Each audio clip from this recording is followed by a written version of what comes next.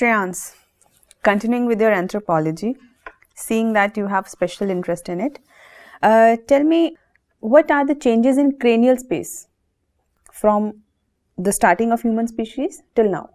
So if we look at our ancestors, let's say the apes, they were having the cranial capacity of around 200 to 400 cubic centimeters. And currently what we have is around 1200 to 400 cubic centimeters. In between there were Neanderthals who had cranial capacity of more than us. They're around 1500 cubic centimeters. Apart from that, how the shape of the skull has changed is that the prognathism has reduced. We now have flatter faces. Apart from that, you can say this is called the medulla. I am forgetting the term.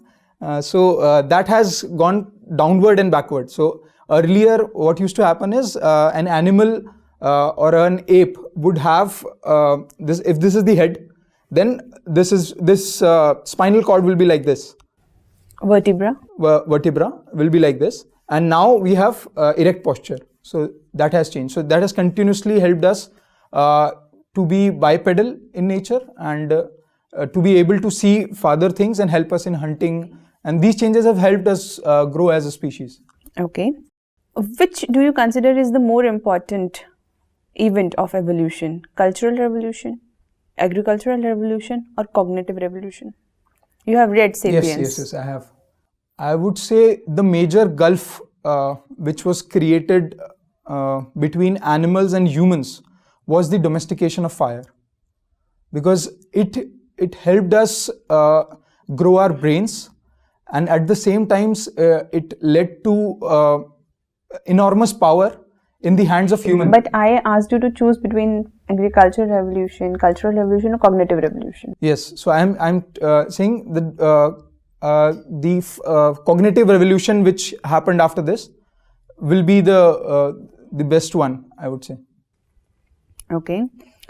You are also from Rajasthan. Yes, ma'am.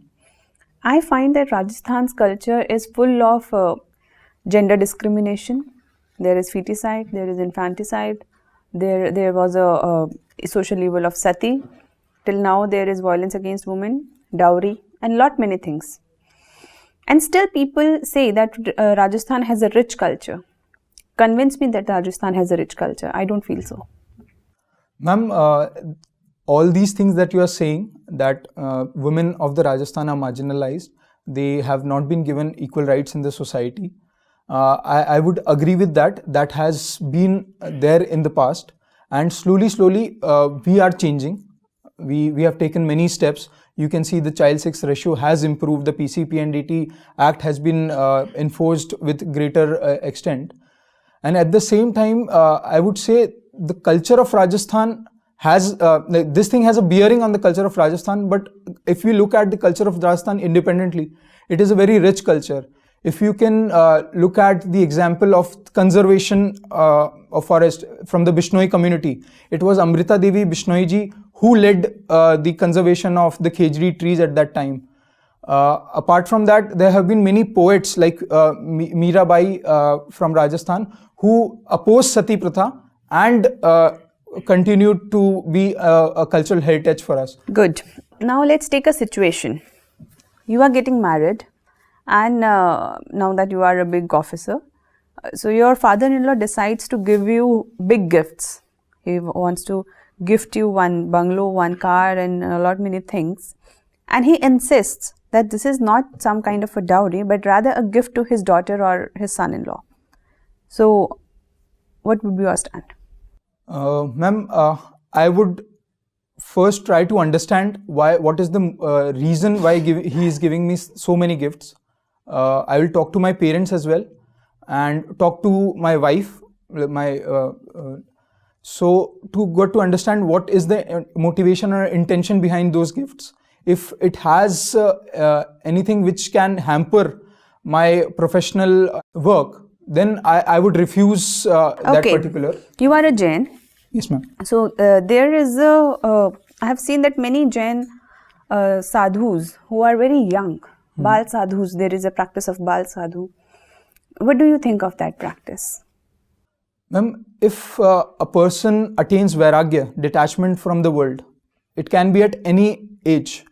So if it is done by the person himself with his voluntariness, then there is no issue with it. But if it forced upon him.